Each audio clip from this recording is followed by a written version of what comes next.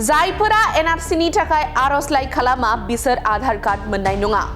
आसामनि गिबि मन्थ्रि हिमन्त बिश्व शर्माया फोसावदों। आसाम सरकारा एनआरसीनि थाखाय आर'ज खालामनायखौ गोनांथार खालामदों। एनआरसी आर'जलाइ गैयाजासे आधार कार्ड होनाय जानाय नङा। बांलादेशनिफ्राय हाबफैखोमानायखौ नोजोर होनानै रायजो सरकारा बे गोख्रों थांखिखौ लादों आरो आर'जलाइ फोरमान खालामनायनि बिखान्थिखौ गोख्रों खालामनाय जादों।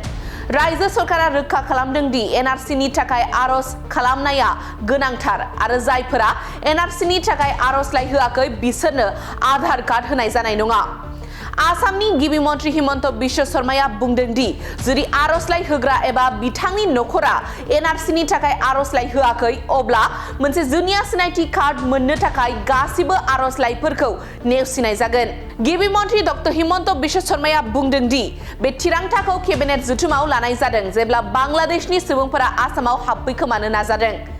आसाम पुलिस, त्रिपुरा पुलिस आरो BSFआ थांनाय 2 दानाव आसामाव हाबफैखोमानो नाजानायखौ फेलें खालामदोंमोन।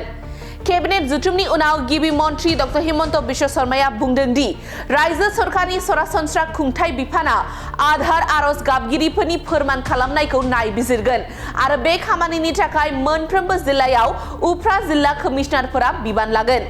गिबि मन्थ्रि डक्टर हिमन्त बिश्व शर्माया फोरमायदों गिबि आर'जलाइनि उनाव UIDAIआ बेखौ फोरमान खालामनो थाखाय रायजो सरकारनो दैथायहरगोन आरो बेनि उनाव सासे सार्केल अफिसारआ रोखा खालामगोन दि आर'जलाइ होग्रा एबा बिथांनि नखरनि सोद्रोमाफोरा एनआरसीनि थाखाय आर'जलाइ होदोंना होआखै।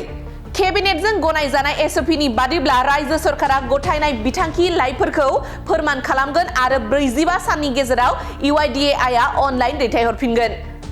मख'नो गोनांदि जोबथा एनआरसीखौ 31 आगस्त 2019 मायथाइयाव फोसावनाय जादोंमोन, जेराव सा 19,06,657 सुबुंफोरखौ एरख'नाय जादोंमोन। सा 3,30,27,661 आर'ज गाबगिरिफोरनि गेजेराव गासै 3,11,21,004 सुबुंफोरखौ सोफानाय जादोंमोन।